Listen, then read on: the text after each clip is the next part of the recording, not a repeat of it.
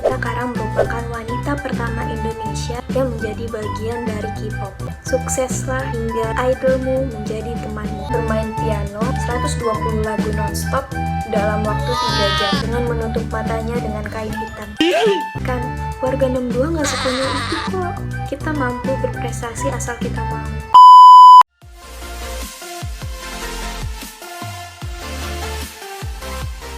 Terima kasih sudah membuka tayangan ini. Jangan lupa diklik subscribe dan nyalakan tanda loncengnya. Halo guys, balik lagi di channel YouTube aku, Devina Amalia. Nah, hari ini aku akan membahas pembahasan yang sedikit berbeda dari konten-konten aku sebelumnya. Dewasa ini, warga 62 sering dikaitkan dengan suatu keunikan, hal yang menyeleneh, atau sedikit hal dengan kekonyolan dan sejenisnya. Tapi, tanpa kita sadari, banyak anak bangsa ini yang sudah melejit tinggi menuai prestasi demi negara Indonesia kita. Dan salah satunya yang menjadi perbincangan hangat warga negara 62 pada saat ini yang sedang heboh diperbincangkan di media sosial, di media apapun, yaitu Dita Karang, seorang warga 62 yang menjadi salah satu personil di dunia per-K-popan. Wow, gils. Tapi tidak hanya Dita Karang yang menuai prestasi untuk bangsa Indonesia, namun tapi banyak. Hanya saja prestasi mereka sudah dijadikan suatu perbincangan yang hangat bagi masyarakat sekitar. Di sini, aku akan menceritakan 5 orang yang menggali prestasi untuk Indonesia.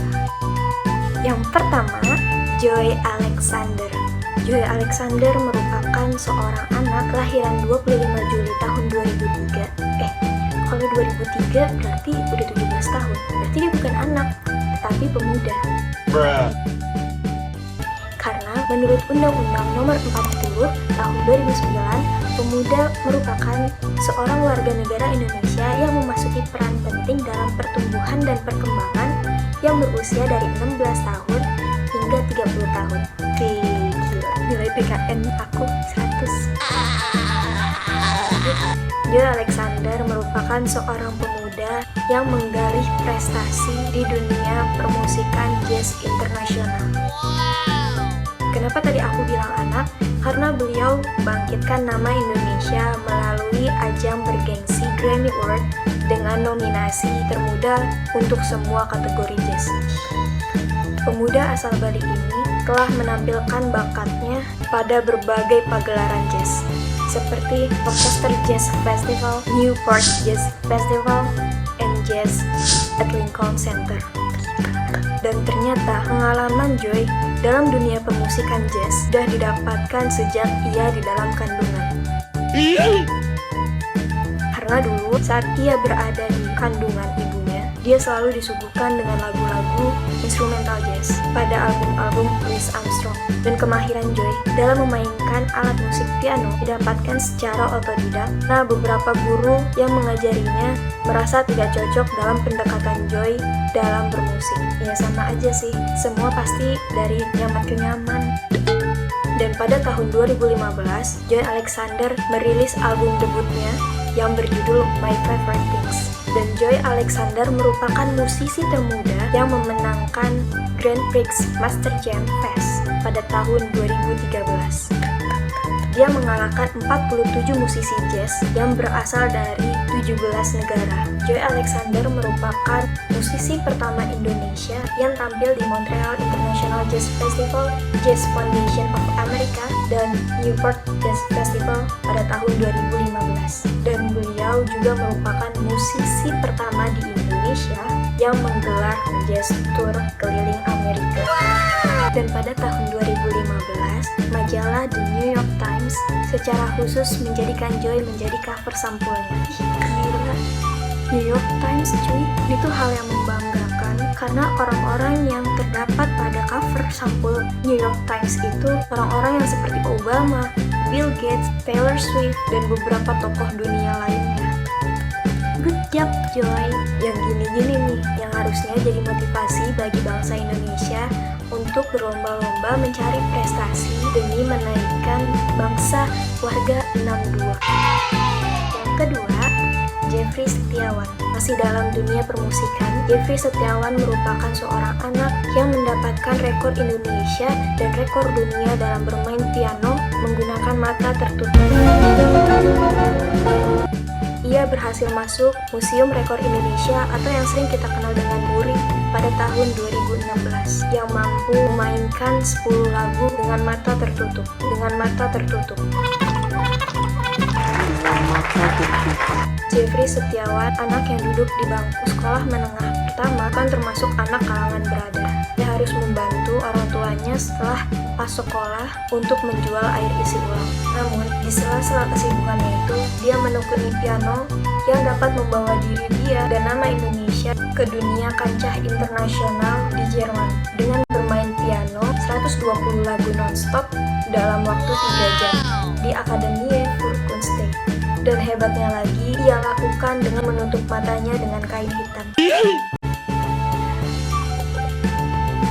Tuh, mana yang bilang warga 62 semuanya konyol. Banyak tahu yang berprestasi, tapi tidak terekspos. Banyak yang berprestasi, tapi bukan menjadi suatu perbincangan hangat di warga masyarakatnya sendiri. Yang ketiga, Raffi Abdurrahman Ridwan. Beliau merupakan penyandang tunarungu yang mampu membawa nama Indonesia di dunia pendesaineran pada usia yang cukup tergolong muda. Ia merupakan remaja kelahiran 20 Juli tahun 2002 yang hidupnya terbatas. Ia memanfaatkan kain-kain tradisional Indonesia untuk karya-karyanya. Raffi meniti karirnya pada dunia desain pada saat umur 9 tahun.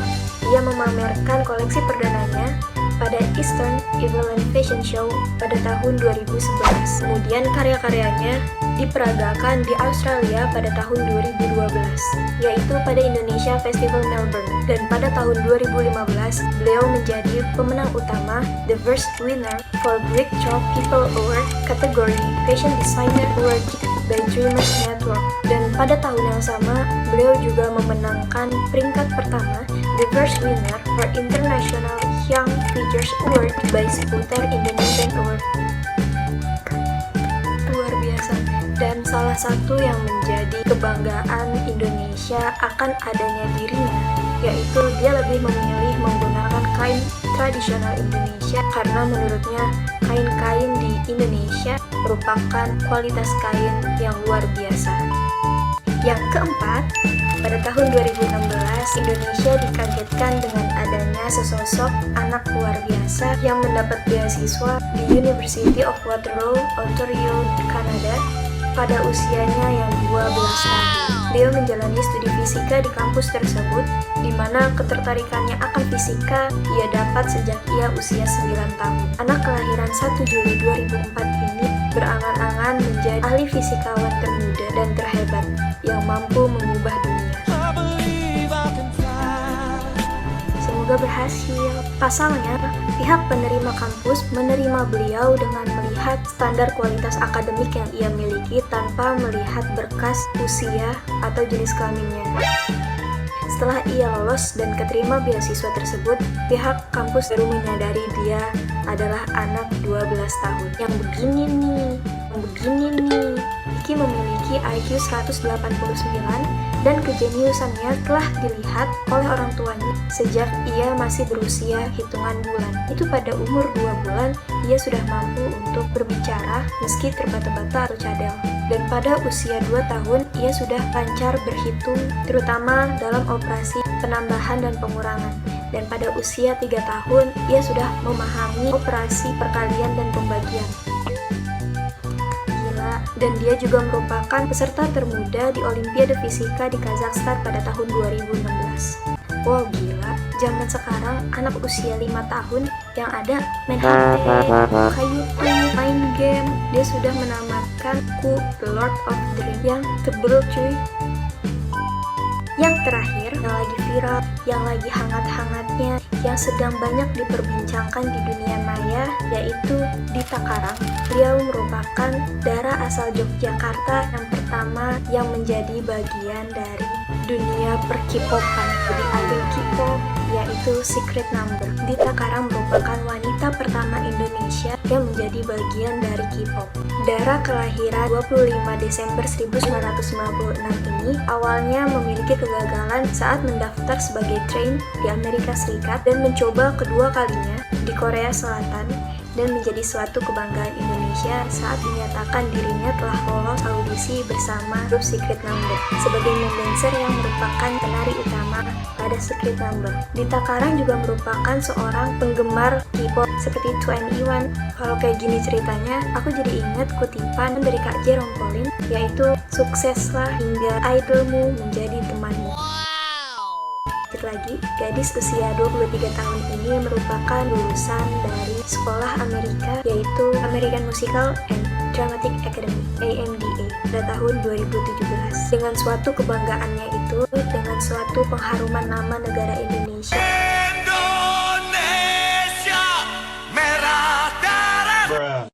yang menjadi salah satu wanita asal Indonesia pertama yang bergabung dalam dunia K-pop. Ia mendapat suatu pengungkapan kebanggaan dari salah satu artis Indonesia, yaitu Dian Sastro, melalui media sosialnya. Semoga dengan prestasinya akan membawa nama Indonesia lebih baik lagi, lebih mendunia, lebih dikenal banyak orang di dunia, seperti yang telah dilakukan oleh beberapa artis ternama Indonesia yang meniti karir di dunia Hollywood seperti Joe Taslim, Cinta Laura, Ko Wise, dan banyak lainnya. Kan, warga 62 nggak sekonyol itu kok. Kita mampu berprestasi asal kita mau.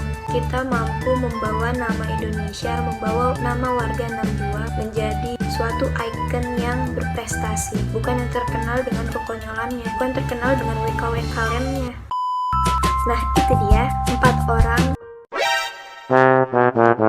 yang telah membawa nama Indonesia di dunia. Jangan lupa di like, comment, and subscribe. Dan yang terakhir, klik lonceng yang di atas untuk nyalain notifikasi agar video-video aku yang baru aku up bisa muncul di notifikasi kamu. Bye-bye!